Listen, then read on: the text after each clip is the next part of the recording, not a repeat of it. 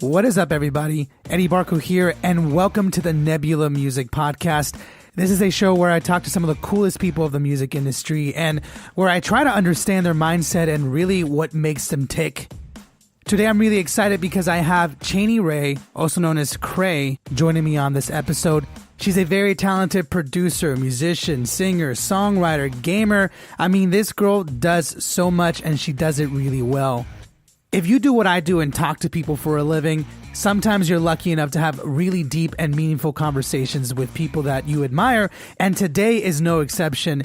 Cheney and I had a very deep conversation about some of the struggles that she has gone through in this music industry as a woman and as a producer. And let me just say that I think this conversation is very important for all of us that are musicians, all of us that are interested in the music industry, or if you just like the electronic music scene or production scene. It's a very important conversation to tune into because Cheney does a great job of laying out a lot of the issues that women go through as they're trying to make a name for themselves in this industry. And frankly, I think this is a topic that's still not talked about enough.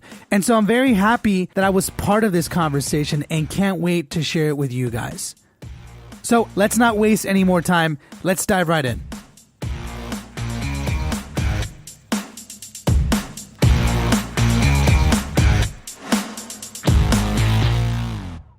All right, what is up, guys? Eddie Barco here again, and I'm really excited for this one specifically because I'm genuinely a fan of the next person that I have up here because I was just telling her before the show even started is that I'm very impressed with how she makes her music, her production, and you know, I could spend a long time talking about you, Cheney, but I'm going to go ahead and let you do that. So I'm very excited to have Cheney Ray, also known as CRAY, for some of you guys who know who she is, joining me on the episode. Cheney, how are you today?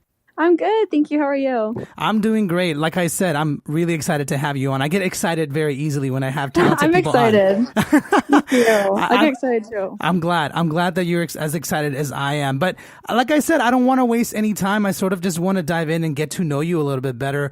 It may be a bit of a broad question, but Cheney, maybe you can give me a little bit of your backstory in terms of music. Maybe not even music, but maybe a little bit more about like your past history, how you got started into music and all that stuff. Yeah, I mean, I was born in Arizona and I moved when I was 3 to Vancouver, BC. So oh wow, I'm a dual citizen, and I guess the music scene came on me a little early because the drinking age there is 19. So I got my fake when I was 14, and I was, going to the clubs and watching like Avicii and like deadmau5 and Calvin Harris when they were doing the whole thing. And I feel like I just got into it just because of the group of friends I was in. Like once I went one time, I was like, I have to do this forever. Obviously, it was like the best thing ever. And I just fell in love with it then. So then I wanted to start working in this music scene, but of course I was like, 16 years old. So I wasn't really like, old enough to do much. So I just worked like the guest list. I worked the club. Like I did like promotions for the club. I'd walk around and give out like at 16 free drink. Well, more like leaning towards my 18. Got it. But I wanted to when I was 16 and no one would hire me, obviously. Even though I was still going to the clubs, 'cause I was friends with everybody, but I wasn't allowed to work legally for them, but I still was there every day. So I just did a lot of like promo stuff for clubs, guest lists, like all that type of shit. And I fell in love with the scene and I loved being around it. But even Vancouver is a small scene, right? So I was like, okay, like how am I going to see this as, just like, hey, mom and dad, I'm going to be guest list girl forever. Like obviously that wasn't the thing. So I kind of wanted to go back to the States. I want to get back to the heat. Honestly, I was from Arizona, so the weather in Vancouver was very much different. Polar opposite, basically. Yeah, polar opposite. So I applied to the only school I applied to was Chapman in Orange County. It was kind of like my option, like I want to get away from here. So when I was 18, I moved to Orange County, didn't know anyone.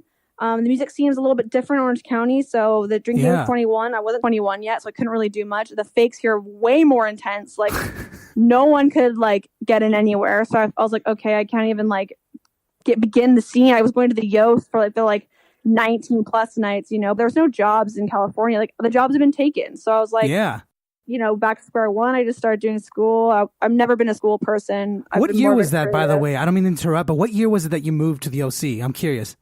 When I was 18, and I'm 25 now. So that math. 2011-ish, 2010-ish. Yes. Yeah. And it feels like yesterday, honestly, but it's been 7 years. It feels like yesterday. And so I just was like, I guess I gotta just focus on graduating. I mean, I hate school. I'm not a big school person. I learned disabilities in high school, and I was on like Adderall when I was like 12, and I've always been on. So, I was just like, just definitely having a struggle and trying to like become someone in California. I feel like everyone already had their spot, and I didn't really have mine. So, and especially EDM, like it wasn't really as poppin' back in college. Like my kids that I was hanging out with didn't really do that, really. Especially in the OC. It wasn't like a thing. Yeah, it wasn't really a thing. Like Observatory had like more like, like bands and shit and like rappers. It was less like EDM-y. Towards the end, it kind of got there, but I just felt kind of like I had to drop it. So I just started doing my degree. I graduated with sociology, which I love, a degree that I love, but I knew that I would never get a job for it. It's just a degree I loved. And during the end, I was like, how am I going to like get into the music world? So naturally, I didn't even think about being an artist. That wasn't even in my realm of thinking. Like there was not even a female artist at the time that was that big enough for me to even like use as like an example. Alison Mono was still in Australia, and Leno was like, no one was really out in America doing it as a woman. Like, Nervo, but those were like, to me, like legends. I was like, there's no way that's one, like, right. So in my head, I was like, I gotta just work behind the scenes. Like that was just like my automatic, I was like, okay, I'm going to be a manager, or maybe I'll do some PR, or like maybe an A&R. Like I was trying to like get in the music scene that way. And my mother was like, if you're going to do music, you better learn how to do it. Like, nah. She's one of those people who she wants to be very like, she's like, you have to learn and know what you're talking about. And my boyfriend at the time, Vincent, was kind of like starting to come up and like create his own music. So I was like in this like, okay, maybe I'll like dabble and learn how. And like, I don't really know my place. Like I have no music theory. Like I sang when I was a kid. That's it. So I started just like really looking at every YouTube video possible. I was like, what am I going to do? Like, I was just like, okay, like maybe I can like, at that time, this is when trap music was just coming up. So it was like Foster Donald, Arlo Grime was just putting out the trap. Like this is when it was like just popping off. In its infancy, man. Yeah. Yeah. It was like I was like, this is the best music I ever heard. I was like, this is literally like anything I want to make. So I was like, I'm going to make rap beats. Like that's what I'm going to do. I'm going to make trap music. Like that's what I'm going to do. Also easier to start, right? Yeah. Like the music, I had like 4 channels. I had, like my That's bass, all you need for kick, a good trap song, honestly. Literally a sample, and like I had it. So I was like, it's not that hard, like it's not that complicated. Now, obviously, it's way different. So I was like making these like off pitch rap beats that like weren't very thought out or very good. I was putting gaming samples into it because I love gaming. I was like, what else am I going to use at this point? I was using Massive. I feel like now everyone doesn't even use Massive anymore. It was so big back then for trap and like dubstep. Yeah. So I was using that, and I was like, okay, we're just going to put it out. I'm just going to put it out because why would I not put it out? But I'm not going to actually start a career by this. Like, I don't care about it. I just want to put it out to put it out. So I put it out under CRAY. My name's Cheney Ray, so my parents just called me CRAY since I was a baby. So it's just naturally what I was going to call myself. I just put it out. I was like, fuck it, whatever. And then I got such a response from it. I was like, what the fuck? Like, maybe I'm hitting a place here that is wanted. Like, maybe this is needed in the industry. Maybe there needed a woman making trap music. Maybe this is happening, like, I can do it maybe. I was like, okay, wait, maybe I can do it. So I was like, Mom, I'm going to do it. And she was like, oh God, great. You're going to become a musician. Like, like she was like, interesting. And then now obviously she's the biggest supporter of my music and I couldn't have done it without her. But of course, every parent's going to be like, oh, really? Like, that's what you want to do? You have a degree, like, go away. So me and Rob, we moved to LA with literally no money and nothing. And I was trying to apply to Target. I was like trying to figure out, because music makes no money, right? Like no, in the beginning, not at first.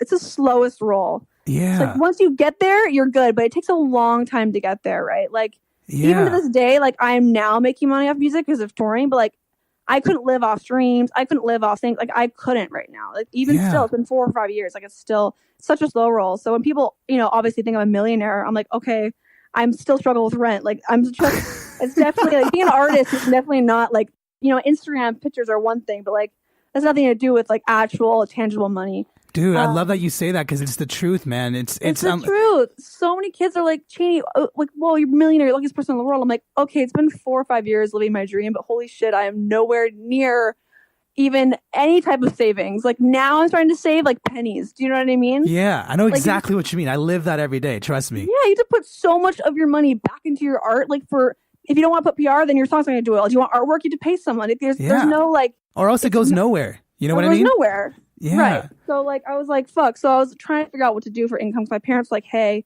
you can't keep, like you can barely afford rent. Like what's going on? Like what's going on here? So I started doing Twitch, which is a gaming platform for live stream gaming. Love it. And I started making money, like I could pay rent money. So I was like, okay, great. So I kind of put my music career on a hiatus I still made music every day and I still did it, but I didn't do it to the point where I was like starting. I wasn't touring yet. I didn't have no agent, no manager. So it wasn't like I was getting shows, and the shows were probably $100. So I was like, twitching was really leaving me to be able to live both careers basically. And so now I have this awesome harmony of doing both and being able to have music in the forefront still and be able to focus on that while also not starving and dying. So I got into this good balance, and that's where I am right now. That is so cool. I love that you gave me a very good broad spectrum of what it was that you went through to get to this point. And there's so many cool things that I love about your life so far. And I've only gotten a chance to talk to you for about 7 minutes at this point. And I'm like, yeah, dude, like you're someone I want to hang out with.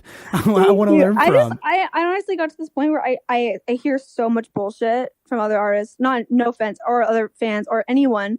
And I read all this shit that's not really indicative of my way I got here. They like assume, what kind of bullshit? If I can pick your brain a little bit, like what kind of bullshit? I don't know. Just like some people be like, oh, I'm giving all my money back to the fans. Like I have no money when they make $20,000 a show. I'm like, what are you talking about? Why are you complaining that you have no money? Like I don't. Humble bragging is one of those things where I feel like we don't need to do it at this point. Like I know how much you make as a show. Like fans probably don't. But we know how much you make for a show, and if you're going to say you're giving it all back to fans, you're not giving $20K to fans. Do you know at this point? Like, yeah, a lot of people just do that, or like complain about things that they shouldn't be complaining about, or making it. Or I also hate giving false hope. I'm not going to tell you stop everything you're doing, don't go to college, live your fucking dream because I did it. I'm not going to give that. That's not a reality. Right. Do you know what I mean? Like I didn't want to. I was so nervous and I wanted to die when I was trying to do this. Like I was thinking every day, maybe I should just go to Target. I applied. I was like, why am I not doing the smart thing? Why do I have no savings? I have no stability.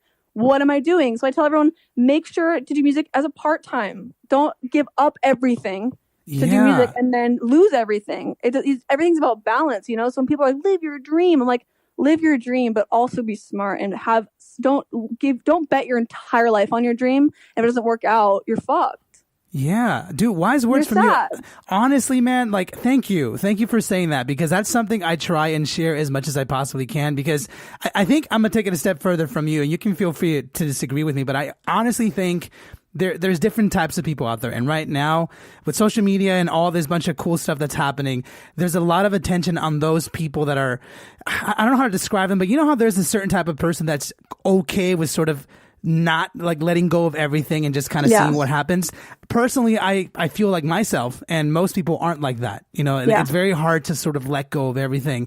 But we sort of, we romanticize that whole idea, and it works very rarely. You know what I mean? Like, it's very rare when you just kind of like quit everything, come out to LA, and then you make $1 million. Like that's not the way it works. They didn't tell you the true story. They didn't tell you that they had savings. They didn't tell you that their parents helped. They didn't tell you that. Like, there's so many other stories out there, and I don't want any kid to be like, oh my God, look at this story. This guy dropped out of fucking college, had zero money, and somehow now is a millionaire. Like, it doesn't work like that, Nope. And sometimes the narrative is told that way. Because I get it. No artist going to go, thanks, mom and dad. If I, thanks for the $1 million to start my career. Like, that's why I'm famous. Like, no one's going to say that, right? But sometimes it's important to say, I had support. Yeah. I had this that helped me, my grandpa gave me a sum of money when he passed away to go to college. I used it all in college. I'm so thankful. I wouldn't have a degree without it. You know what I mean? But I'm never going to tell kids, like, just hope for the best. You'll go to college for free. It doesn't work like that. No, it's a mixture of having a plan and being able to adjust. You know what I mean? 100%. 100%. That's why I said I started twitching when I had music to try and make, it's something work. I didn't want to have to work at Target because I knew if I did, I would never work on music again. So I was like, what can I do at home? I applied to be an Amazon support person. Like, I was trying to really go out there to make a supplement income, because there's no chance someone can live and do music and start from zero with no money. You cannot do it. There's just zero chance unless you have support. Right. And you were willing to do, like you said, you were willing to go to Target, do Amazon. I'm sure there was tons of other jobs. Here's what I'm curious about, because I love Twitch. I'm a gamer too. Mm-hmm. It's something I don't get a chance to talk a lot about in this channel, which is why I'm excited to talk to you. I guess the question is, what was it about Twitch that caught your attention? And like you were saying, and for some of you guys that don't know what Twitch is, it's huge now, but Twitch is essentially like a YouTube for gamers. It's live stream. Exactly. You live stream almost any game, and people probably know of it now because of Fortnite, but it's been Ninja, around for exactly. a while. Back then it wasn't. No, when it wasn't. I started twitching, I I love gaming. I'm a huge gamer, always have been, always will be. Top three So games. I was like, wait. Top three games, like, real quick. Well, my favorite game ever, my favorite franchise is Fallout. Yes. Yeah, which is a post-apocalyptic role play. Yeah, I play. Those are I have a tattoo for it. It changed my life when I was a kid. So like, I love role-playing games and whatever. I'm not big a multiplayer game, but I still play them anyways. You ever play Witcher 3? Did you ever get a chance to play that? Yes. Oh my God, love Witcher. It's so long, but I love that game. It's one of the best RPGs in my opinion. But yeah, anyways, I'm getting sidetracked. Okay, that's so my bread and Fallout 3. butter. That's my bread and butter. I can talk about it for hours. My room is literally like every Funko Pop, every fucking Fallout item ever. I'm like a huge weird collector nerd. But when I was like, okay, so one of my good friends from LA is Tucker Jericho. He's a huge streamer, and I was watching him do it, and I was like, okay, wait, if I can make money off gaming, I can stay at home, I could totally do music too, right? Like, this makes sense to me. I can do it. So I asked him for all the help. I was like, honestly, can I do it? He goes, yeah, you're hilarious. I can totally see you doing that. I'll repost your shit. I'll try to help you as much as I can. Like, I think you can try to do it. And I was like, okay, fuck. So I like got him to make me his whole setup. I saved up on this PC. I've never PC gamed in my life. I was only console.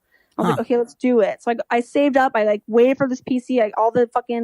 There's all these discounts and shit every month and all this crazy shit. I finally got PC, got the setup, started streaming, and I streamed I had maybe 13 people, 20 people watching me. But that's not bad for the first time. That's not amazing for the first time, because when you're searching for someone to watch, it goes by numbers. So if there's millions of people streaming to 0 people, you're gonna be lost, right? In that immediately. So the fact that I had 20 people watching because of kind of CRAY fans, I already kind of got up there, and I had awesome fans from music come over, and I was able to do it. But I tell everyone these days, I hit it before the boom. Yeah. I dedicated a year of my life. I streamed every day, 4 to 8 hours a day. Wow. Okay. It's definitely it's so much work. And so I did it and it happened, but it's not something you can just pick up and be making income from. Do you know what I mean? It's also now with the boom, there's so many people streaming right now. It's crazy. So many people. So I tell people all the time, if you love gaming and you love streaming, do it as a part-time. Same with music. Start as a part-time. There's no sense for you to give up everything to live this dream, because I can't tell you it's going to work out for you. I can't. I'm not going to tell you follow your dreams, because it might not happen. It just might not. I can't, who knows? It could have not happened for me. I didn't think it was going to happen for 4 years. I'm still right now. I still doubt myself. I'm like, what am I even doing? Am I making enough money? Am I making a career out of this? Is this going to last? I ask myself all the time. So I don't want to be that, crass bitch who's dreams aren't real, but definitely just live your dream, but plan safety, plan so you don't lose everything and you're starting from ground zero. Yeah, I love that. I'm curious real quick. You ever think that doubt's going to go away? You know how you were saying how even still to this day, no matter how far you take your project, you ever think that doubt sort of goes away? Because I'm sure you have fans that look at you, like you were saying, and they're like, wow, you have amazing music. You live this amazing life. I want to do what you're doing. But yet I can relate to that, because even me with this show, sometimes I get doubts and I'm like, why, all this hard work, I'm not even sure if it could crash and burn the next day. You know what I mean? So for you, I'm curious, what do you feel like that doubt ever goes away? I don't think so. I'm going to be honest with you, because even when I'm look, I didn't think I was ever going to get invited to a show. I didn't think I was ever going to get booked for a show, ever. Doubted myself all the time. I got booked for a show. But even when I got booked for a show, I doubted I was going to get a second show. And when I got a third show, I'm still doubting, am I going to go on tour? Am I going to be able to sell out a room? The doubt is always there, because there's no rhyme or reason. There's no mathematical, you do this to equal this, and you're good to go. Do you know what I mean? Yeah. DJ, especially EDM, at any point in time, I could just lose the hype, and a song could just fail, and my booking fee could go down, and what am I going to do? What if I want to take time off? There's always doubt, right? And even I want to go into pop music, more poppy stuff, and that's even more doubt, right? There's already the most beautiful, talented pop artists out there making the most insane music. I'm like, oh my God, can I even compete? And when I do compete, will I be able to keep it? I don't know. And especially with DJing, I feel like if I don't tour, I don't make money, right? So yeah, I don't want to tour. If I didn't have to tour, I wouldn't, but I have to, But even then, I'm like, what if I'm 50? I have to keep touring. Yeah, is touring just tiring in your opinion? It's so tiring. It's just also not creative. I lose a lot of creative. I just really get burnt out when I'm on the road so much, that's why I told my management, I'm not a weekend warrior, I'm going to do shows and then take weeks off and do shows and take weeks off. I can't just keep being on, because I will never. I will never be creative. I can't even work on the road. I can't sing on the road because my voice is fucked from yelling on the mic. I don't want to produce in my fucking room because I'm fucking tired and it's 4 a.m. I want to go to bed. I want my studio, my home studio, my PC setup is where I like feel home, you know, like it's where I feel creative. It's just like one of those things where it's just always, there's always going to be doubt, I think. Yeah. I mean, also I haven't seen money. So like maybe if I start actually making money, have savings, maybe it'll change, but I don't think it will. I think doubt is always going to be there because what if it just ends? You never know. Like what if people don't want to see your show anymore? What if your music doesn't portray anymore? Like this is not like you're working at Target, nothing, you know, you could get fired. Like at any point in time, any day, people could stop buying tickets. Yeah. So let me ask you this, and I'm honestly, genuinely just curious, what keeps you going then? Because honestly, and again, I love what you're saying, and I think it's refreshing because I relate to this every single day. Right. But, you know, sometimes it's interesting for me to try and think about what exactly is it that keeps me going, because of that fear of constantly almost failing. You know what I mean? That's always in the back of your mind. So for you, is your goal basically just to be the next biggest pop star? Is that what keeps you going? Or I'm just genuinely curious. I think what keeps me going is the records that I make that change people's lives or help people or be there for them. Do you know what I mean? At the end of the day, like hearing someone's story, someone getting a tattoo because the song Peaches really hit home to them, as making me going, okay, I'm doing something right. Do you know, like clearly I'm like on the right train. Do you know what I mean? Like I feel like maybe this is the purpose I have to be. And I really, in the end of the day, I just want to be able to give my voice to people. Like on stream, I have a lot of real chat discussions where I talk for hours about like the reality of life. I'm very like logical and cynical. And I just want I want to be able to be there for people and tell people it's not some, you know, dream or some, like I'm always happy. Like I cry all the time. I'm always sad. Like this job is hard. And when people are like, it's so easy, you gotta just play fucking music for people and make millions. I'm like, you're fucking crazy. Like I get it. 9 to 5 sucks, and I'm not. But there's no place to compare. There's no place to compare. Do you know what I mean? Like I hate that when people try to compare, but you can't even know what I'm going through if you're not in my shoes at all. And on my Instagram looks fucking popping because I'm smiling on it. You know, like what am I gonna do? Post me sad? On Twitter, I post a lot of real shit. I post a lot of really emotional shit and like me, the real deal. And I want people to know that. It's hard too. And I don't know why. I'm just doing it because I think it's creative. I think it's just like one of those things where you're giving your heart and soul to music. I don't want to let it go. I love that. If I didn't make music, if I was a DJ, then I would absolutely not be a DJ anymore. I would be doing something else. I'd be getting a real job, 100%. Wow. Like let's say I didn't love making music. If I didn't make music, I was just like, let's say I just got into DJing. There's no way I'd still be DJing now. Wow. Powerful, dude. I mean, I'm glad that you're saying that. And you know what? I'm curious. You mentioned this a little bit earlier on how you get messages from people or some of the fans feel like your music speaks to them. And you mentioned Peaches, which, by the way, I love that song. And there's a very specific message in that song that I actually quite enjoyed when I heard it. But can I ask you real quick, is that song specifically about you? Because if I'm not mistaken, that song, and you can feel free to correct me, but that song is about being judged or someone basically judging you, thinking that they know you, which is basically something that we're talking about here.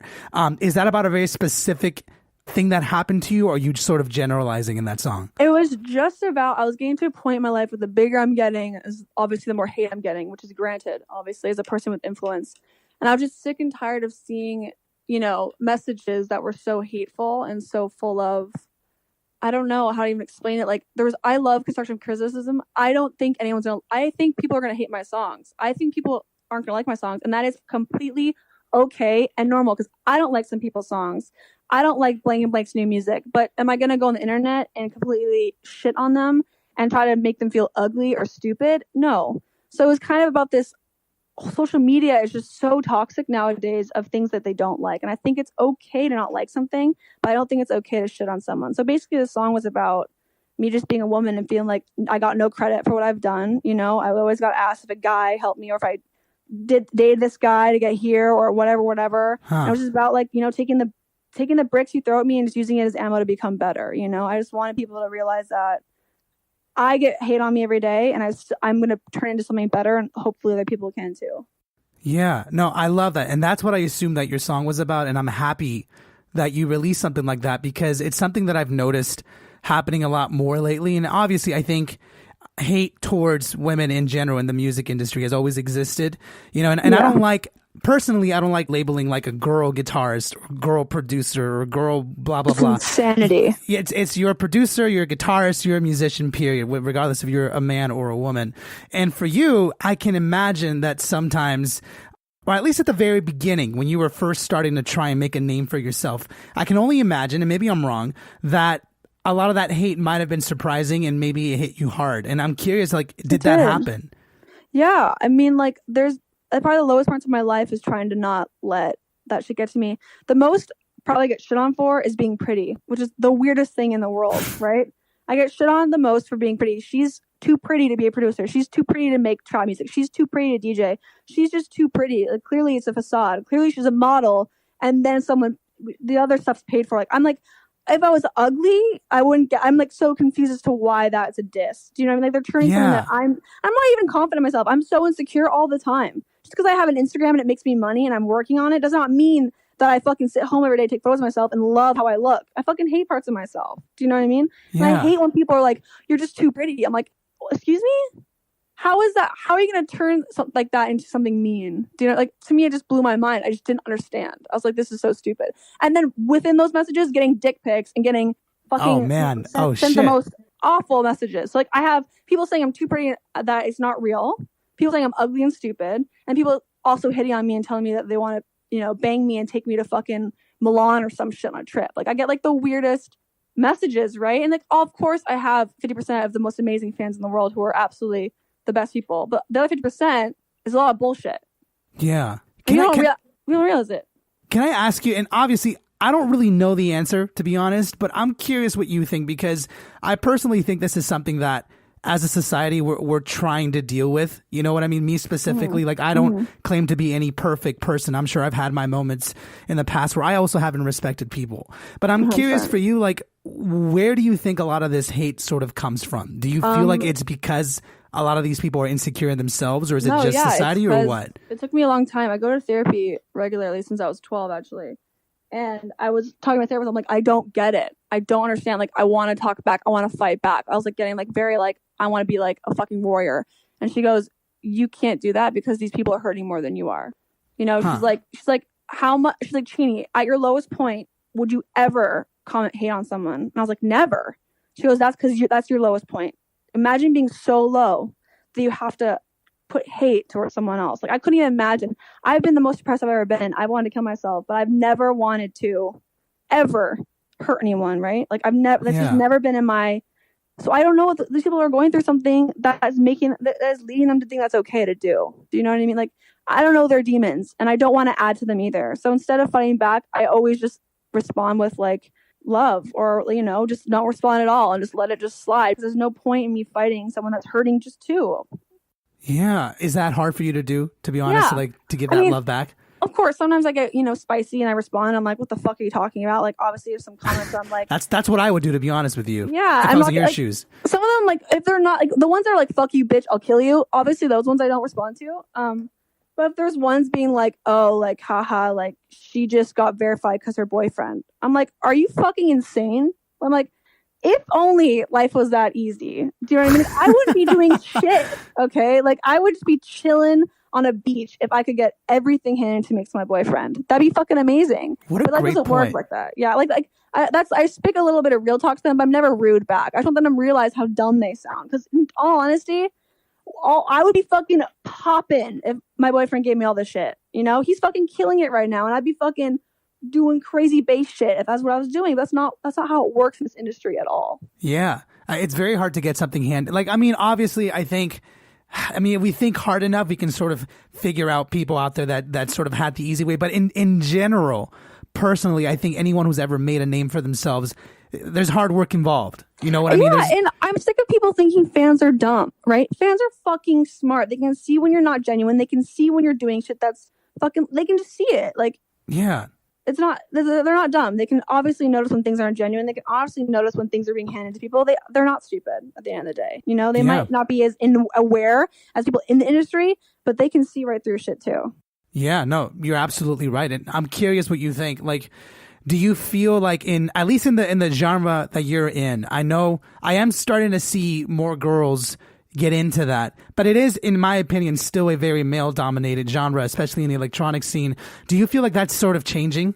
Are more girls sort of getting into the whole producing scene? Of course. I feel like, change is happening, but it's definitely not, I'm not going to tell you it's moved 1%. It's moving slowly, And like, we also get fucked in the sense when you put on females just to put on females, it fucks us in another way too. Because you're not putting people on who deserve it, then it also fucks us, right? So like, if you're just putting on someone who doesn't know what the fucking they're doing up there just to say you booked a female, that's not going to help us either.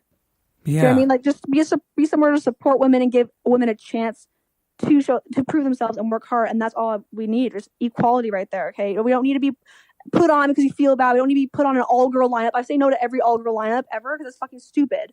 I don't need to be like on a goddess lineup. Like, why would I want? I just want to be on a lineup. Do you know what I mean? Yeah. Like, the more you separate, the worse it gets. I love that. No, I love that you're bringing a good point to that because I mean, the way the industry is, it's always gonna be weird. You know what I mean? But I love that you are sort of saying that it needs to be about skill. Period. You know what I mean? Yes. Like, and some people aren't as good as others, and that's fine. Just give them a chance, but you don't have to just overboard it and try to find every female you can. Just be like, oh look, I put 15 females on this lineup. Like, that's not gonna help anything. Do you know what I mean? Yeah. Like, just put girls on a lineup who deserve it and who are working their asses off. And there's a ton of them out there. Now, do you feel like they make those? And again, I'm just sort of speculating, but do you feel like these lineups, do they help at all in your opinion? I mean, I know you're saying that it's a lot of these are done because, just to sort of say that, hey, look at all these girls. Do you feel like they help at least a little bit? I'm just curious. Of course. Like, I think that they also help anyone get like a chance to practice. Do you know what I mean? Like, yeah, it's such value to be able to practice your set and be able to play in front of people. But I would way rather it just be a night of fucking people playing than it to be all targeted pink girl. Like, I hate, like, that's part of the problem. Do you know what I mean? Like, you should just be saying, like, here's gonna be an awesome fucking night. It's called fucking Chicken Nuggets show, and these are the fucking people playing. It should just be. There shouldn't be like a goddesses, like, only females. Like, that's not why separate us more. Do you know what I mean? Yeah, I love your thought process, Cheney. I mean, I gotta say, I'm very. This time has flown by, to be honest with you. I'm like, dude, really this is real talk, and I absolutely fucking love it. And I could spend hours talking about this subject because I feel like, dude, hours. Right. And I think, honestly, in my opinion, I think you're doing your part to change it. And as long as you're doing as long as Cheney is just being the best Cheney that she can be, I obviously refer to you in the third person. I honestly think that's the way to change things, because I feel like girls can see what you're doing, and you're killing it in two worlds, by the way, in the gaming world and in the music world. And I think there's going to be some girls out there that are going to see what you're doing and want to do it themselves their own way. And I think that's the important part, is what you're saying with your life story, is it wasn't easy for you, and it's still not easy for you, and you have your doubts and you have your struggles, but you're doing the best you can, and that's why you're fucking killing it. You know what I mean? Thank you. Yeah, and we need more people to not do like only all girl articles or all girl interviews or all girl questions. Like, we need to erase that fucking mentality and erase that, like, oh, I'm just going to say it because it's good PR for me. Like, just fucking ask a ton of producers what the fuck you want to ask and put it on a fucking interview instead of just going, all girl trap producers who are girls, best girl producers right now. Just say best producers right now and have a fucking mixed list. Love that. Yes. Right? Don't separate it. I like that. Don't separate it. And also, the more I get asked, like, what's it like being a female producer? I'm like, I don't even know how to answer that question. Like, I'm sure I go through the same struggles any producer goes through. Exactly. It's like they think I'm gonna like PMS and go crazy during my production. Like, I don't know. Like, there's no difference. Like, I don't stop asking that way, and we're we get better. Yeah. I mean, I'll be honest with you. I feel like us as guys, I mean, I'll be honest here. I think we can be very, not ignorant, but, very aloof to how it feels like to sort of be labeled, because to us, we're sort of dominant in almost everything that we do. You know what I mean? Like, in every single genre that we're in. And again, this is sort of sidetracking a little bit, and I don't necessarily want to spend so much time sidetracking all the time, but it's important. And I think just as guys out there, like, it's important to just at least stop the labeling in terms of girl this, boy that. I mean, actually, we don't say male producers now that I think about it. We just say producers. Exactly. Yeah. Just look at the art that's being presented objectively. Just look at it as art. Don't look at the girl and talk about how she's pretty or not. If you don't like the art, the songs, you don't like the song, you don't like the song. You don't need to say, I don't like the song, also you're a model, so you don't need to add all the bullshit. Just say, I don't like the song. Yeah. Right? Just look at art like you look at any other song. And also don't just credit women. You don't know what the fuck. Like, don't assume that someone's producing my shit for me. Maybe ask me questions and I'll tell you about my shit. I'll tell you who's helped me, who's not helped me. I'll tell you everything you need to know. Just don't automatically assume and spew hate and then tell your 9 guy friends, no, actually, she doesn't produce her own shit. She's too pretty. It just leads to bullshit. Yeah, fuck also, that. Ask questions. Any man, ask questions. I love when boyfriends, brothers, my dad ask me questions. How can I be a better advocate for you? Like, how can I be better? Yeah, I love that. How can we be better? Honestly, and you've been answering it perfectly. And I love this conversation. These are conversations we need to have and not be afraid of having them, because that's how we get better on both sides. You know, Agreed. and primarily our side, because I feel like that's where we need to work. But honestly, like, I know you're a very busy person and I love talking to you. I'm just curious, like, what do you have on your plate right now? Like, what's new in your world? I know you have new music out and you're working on new stuff. It's a weird ass transition coming from a very interesting conversation. I know, right? I'm like in like full rant mode. But that's what we want. That's what and I love it. And, you know, sometimes we got to do these transitions. They're weird as fuck, but we got to do them. Totally. Tell me like a little bit about what you're up to lately. I'm being like, this whole year has been about like finding my sound, and like, as much as I love trap music, I've really transitioned out of bass music, because I've always been a good writer, and I've always had a lot of things to say. As you can tell in this interview, I went off for like an hour about like fucking women's rights or like other shit, like dreams and whatever. So like, I've always wanted to write. So I started saying like, you know what, I'm gonna start writing on my trap songs. But guess what? EDM vocals are not really in the forefront on EDM. Yeah. Right, it's more the production, right? Less writing, more production. So I was having a lot of trouble trying to fit my writing into these bass songs. I just wasn't being able to do it, you know, like I just couldn't figure it out. I was like, manager, what the fuck do I do? And she goes, why don't you stop fucking trying to make bass music and make whatever the fuck you want? And I was like, oh, weird concept. I guess I could do that. So I started writing more, and I'm really practicing how to sing. I started learning how to play piano. I kind of started learning music theory a little backwards. I didn't learn music theory before I produced, so I was definitely struggling in that front. All by ear, huh?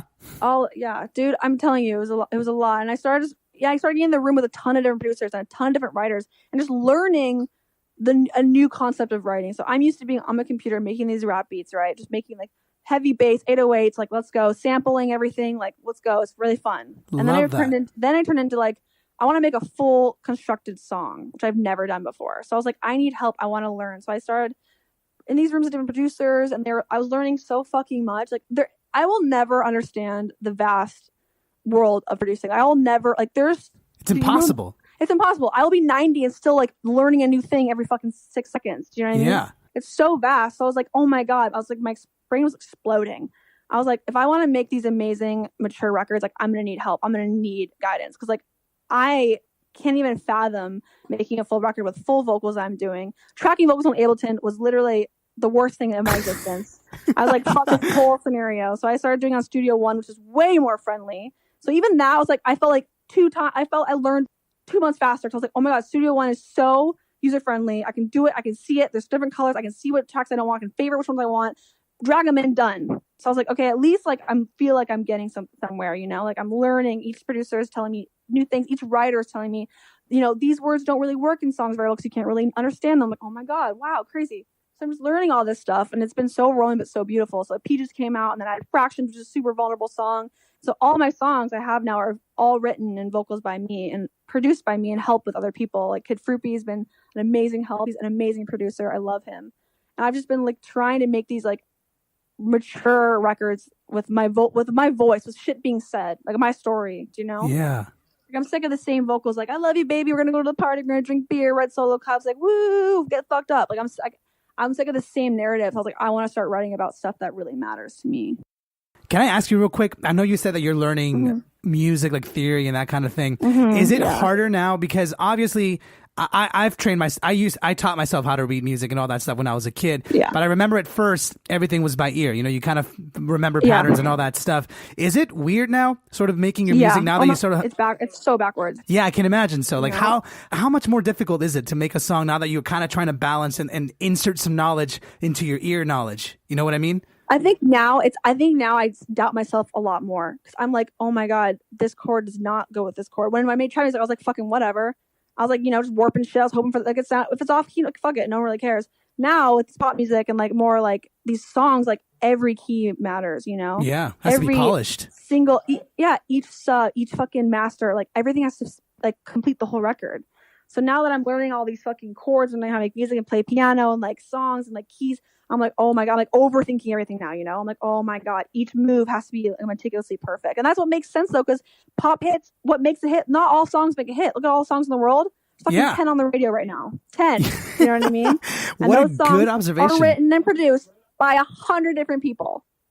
So that's another thing I'm sick about is people being like, oh, wow, you get help on your music? Absolutely. If you think I'm going to be a stubborn person and sit in my room and not accept help and for a better record, you're crazy. Of course I want to be better. I want the song to be better. I want to learn. Like, I'm not going to go, no, like only me. Songs wouldn't be the songs. Peaches wouldn't be peaches. Fractions wouldn't be fractions without like the help and the expertise I've gotten and the mastering I've helped. I'm so bad at mastering. I need help. Like, there's some things that you need. And when I look at these fucking pop songs, there's 600 people on it, right? There's 50 writers, 50 producers. Of course, collaboration is so important. All our biggest records, which people don't realize, even EDM, all the biggest EDM records have multiple people on it. Yeah. And that's okay. Yes. Thank you for saying that. I mean, first of all, nobody's good at mastering, okay? I don't care what you say. Mastering is fucking hard. I'm like, I can't hear the difference. I've sat down with some actually mastering pros, and they're like, yeah, so if you move the mid band up just slightly and blah, blah, blah, and it made it wider, I'm just like, I can't hear the difference, but they can. I'm like, yeah, it sounds so good. Like, just save it.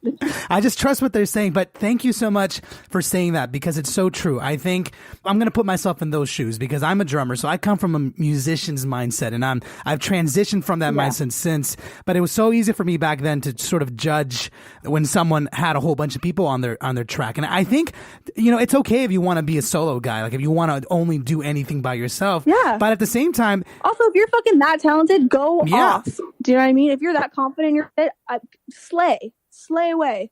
But if you need to have a team and you want to learn and get a little bit better, there's nothing wrong with that. It's just the same, in my opinion. Yeah. And I love that. There was just no chance for me to make trap music and to go making these poppy, like indie songs. Like, it was a completely different ball game. Right? So I was like, oh my God, like, how am I going to make these mature records? Like, I'm going to need, and I was so scared because everyone is always like, you know, judging you. Like, if anyone's helping you, you know, it's fucking bullshit. I'm like, you need to understand that all your favorite records are collaborative works. Almost all of them. Almost all of them. I think the only exception might be Prince. Maybe.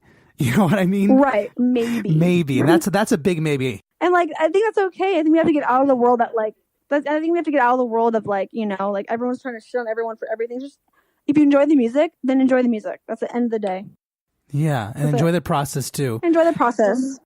Cheney, you're awesome, okay? And I mean that. You are a trailblazer. You're doing a lot of really cool things that I think people should admire. And I love your mindset and that you are not apologetic for your point of view. That's also very important. And I think, honestly, I think you're going to keep killing it. You're probably going to get a lot huger than you think.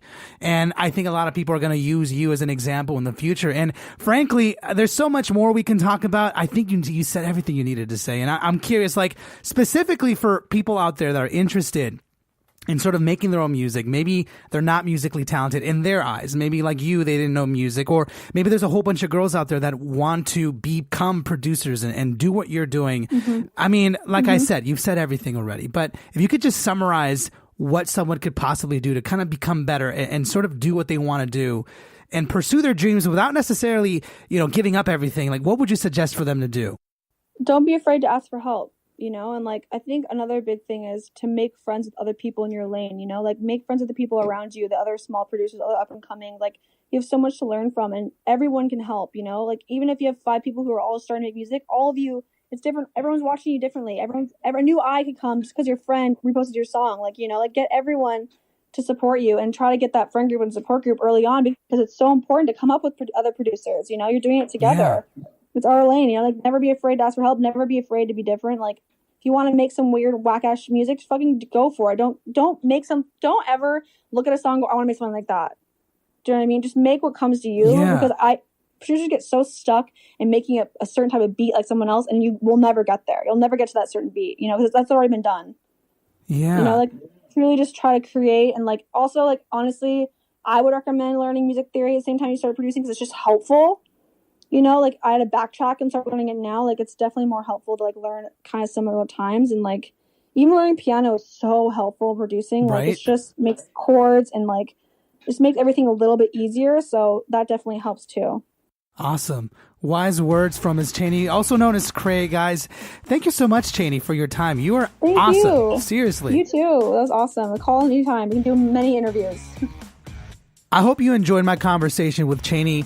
As I mentioned throughout the interview and at the beginning of the episode, I think this topic is important to talk about now more than ever, honestly. And frankly, I think this topic will always be important to talk about because there are changes that need to be made in this industry.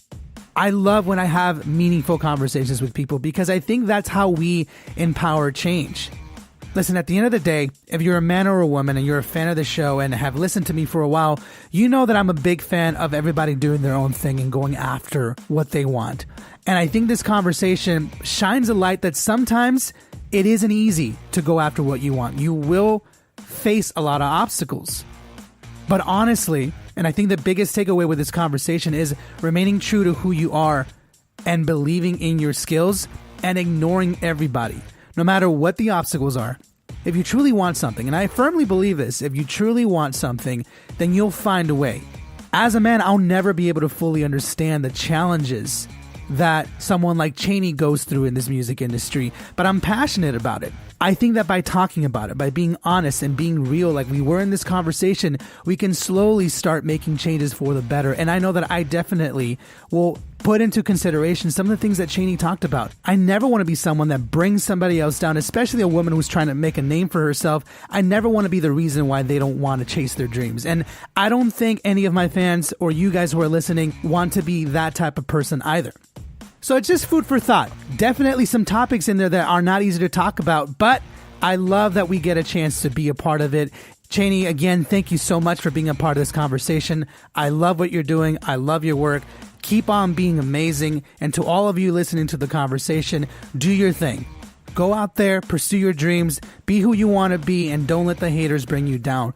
If you enjoyed this conversation, definitely consider subscribing. I'm on Apple Podcasts, Google Play, basically anywhere where you can find a podcast, you'll find me on there. And definitely follow me on this journey because I'm trying to talk to all the coolest people in the music industry and really try to dive deep into their mindset. And maybe, just maybe, you'll feel inspired to do the same, get out there and make a name for yourself.